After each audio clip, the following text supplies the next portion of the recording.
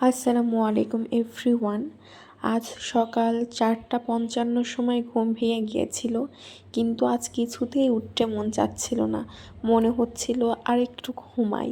And আজকে varsity নেই, তাহলে আমি সাড়ে সাতটা না 6:30টার দিকে ঘুম থেকে উঠি, আজকে একটু নিজেকে টাইম দিই।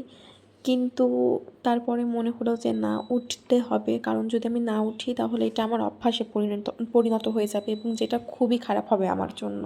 কারণ একদিন যদি আমি নিজেকে প্রশ্রয় দিই, তাহলে নেক্সট ডেগুলোও আমি নিজেকে প্রশ্রয় দেবো। আমি এটা খুব খুব ভালো করে জানি। এজন্য নিজের সাথে বিরোধিতা করে হলে উঠলাম।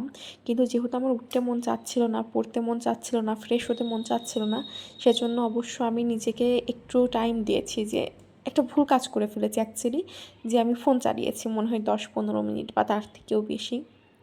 কারণ যেহেতু আমার ঘুম ভাঙছিল না, তো আমি ভাবলাম এটা দিয়ে একটু ঘুম ভাঙাই, দেন মানে এটা নিজেকে একটু, হয় না, নিজেকে একটু গিফট দিই, তাহলে হয়তো বা আমার ঘুমটা ভাঙবে। বাট এটা খুবই একটা খারাপ ডিসিশন ছিল, কারণ আসলে সকালে উঠে ফোন চালানো এটা আমার পার্সোনালি পছন্দ না, কিন্তু আমি আজকে এই ভুল কাজটা করে ফেলেছি কারণ আমার ঘুম ভাঙছিল না।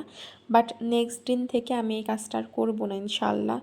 ঘুমের পরে বা যে কোনো সময়, মানে আমার যেখানে প্রয়োজন নেই ফোন চালানোর, নিজেকে বিনোদন দেওয়ার প্রয়োজন নেই, তারপরে এই কাজগুলো না করার চেষ্টা করব।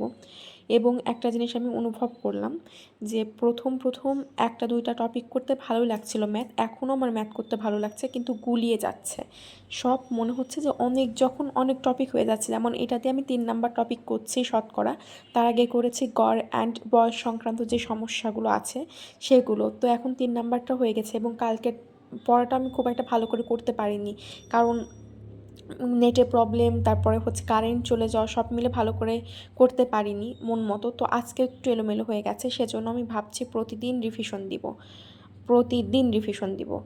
মানে গড় বা যে জিনিসগুলো করা হয়ে গিয়েছে সেগুলো প্রতিদিন সন্ধ্যার সময় রিভিশন দিব, কারণ রিভিশন না দিলে আমার পক্ষে মনে রাখা সম্ভব হবে না। তো সকালে 3 ঘন্টা 15 মিনিট মতন পড়াশোনা করেছি। তো এই তো ছিল সকালের পড়াশোনা। তো দেখা হবে পরবর্তী ভিডিওতে ইনশাআল্লাহ। আল্লাহ হাফেজ।